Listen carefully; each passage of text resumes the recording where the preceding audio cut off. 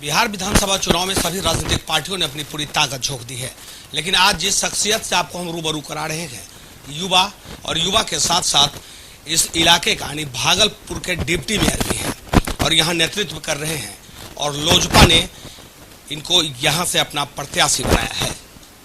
इनसे जानने की कोशिश करेंगे कि वाकई युवा और आपके पार्टी का जो विजन है, उस विजन को लेकर लगातार आप जनता के बीच जा रहे हैं।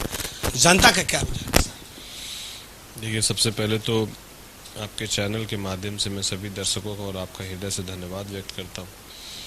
देखिए, जनता का रुझान इस बार पूरी तरीके से कैंडिडेट को देखकर इस बार जनता वोट देने जा रही है। और दूसरी बात, जनता इस बात को अब जान चुकी है कि हर बार जात के नाम पर, धर्म के नाम पर, मज़हब के नाम पर बांटने की जो पॉलिटिक्स ये नेता लोग करते आए हैं और यहाँ पर काबिज रहते आए हैं, और हर 5 साल के बाद उनके मुद्दे वही के वही रहे हैं।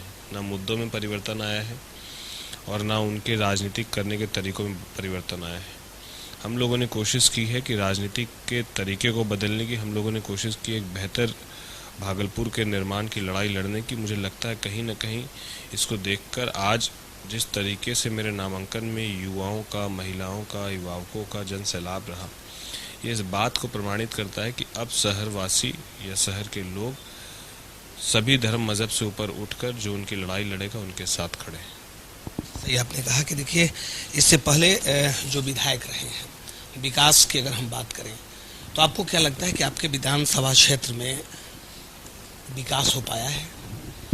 देखिए, विकास का पैमाना हम लोगों को तय करना होगा। यहाँ पर जो अभी वर्तमान हमारे विधायक हैं, उनको लगभग दूसरा टर्म ये उनका हो गया। पहला टर्म उपचुनाव था, उसके बाद पूरा एक टर्म ये उनका हुआ। और इस पूरे चुनाव के बाद वापस से पहले वाले टर्म में विधायक जी ने कहा था कि मैं जीतूंगा तो भोलानाथ पुल का निर्माण करूँगा, जो दक्षिणी क्षेत्र का एक बड़ा मसला है, जहाँ से लगभग लाखों की तादाद में लोग वहाँ रहते हैं और उनके जीवन यापन और उनके लिए मतलब मुझे लगता है कि दक्षिण क्षेत्र पूरी तरीके से भागलपुर में एक ऐसा क्षेत्र है जो विकास से पूरी तरीके से अवरुद्ध है। पहले चुनाव में उन्होंने भोलानाथ पुल का वादा किया, फिर दूसरे चुनाव में वादा किया, दूसरा चुनाव खत्म हो गया तो फिर वो कह रहे हैं कि इस बार यदि जनता मौका देगी तो हम इस बार भोलानाथ पुल बना देंगे। तो अब जनता इस बात को समझ चुकी है कि ये आपके बूते की बात ही नहीं है। आप पूरे 4.5 साल तक घर में मौन रहते हैं, गौन रहते हैं जनता के बीच से, और उसके बाद 6 महीना जब चुनाव का बच जाता है तो आप घर घर जनता के पास हाथ जोड़कर जा रहे हैं, जनता से वोट मांग रहे हैं, और अब आप कह रहे हैं कि यदि हमारी सरकार बनेगी तो हम पूरी तरीके से परिवर्तन कर देंगे। अरे जब साहब आप विपक्ष में रहकर आपने आवाज़ बुलंद नहीं की, तो पक्ष में रहकर आप क्या आवाज़ बुलंद करेंगे, इसको कौन जानता है। विपक्ष वाले लोगों को तो भैया जो कमी है बेसिस उसको और मजबूती से रखना चाहिए, चाहे सदन हो चाहे शहर हो। लेकिन ना आपने शहर में लोगों की समस्या को रखा।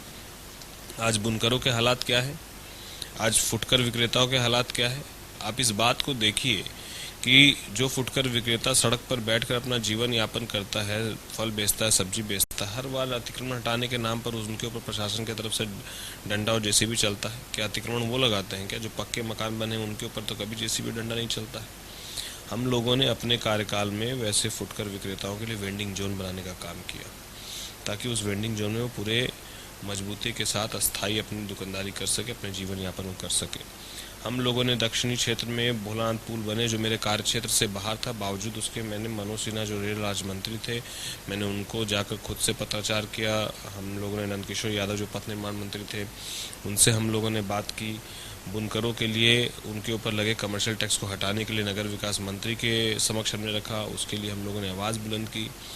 हर घर में, जब मैं एनडीए में होते हुए मैंने सरकार के खिलाफ 51 वार्ड में धरना प्रदर्शन देने का काम किया कि शहर में आपका सरकार का, बिहार सरकार का ये दावा है कि मार्च 2020 तक हमने हर घर में जल का नल दे दिया, और भागलपुर का 1 से 51 वार्ड आज उस जल एक भी हमको बता दे वार्ड ऐसा जो पूरी तरीके से जहाँ पर हर घर में जो है जल का नल हो।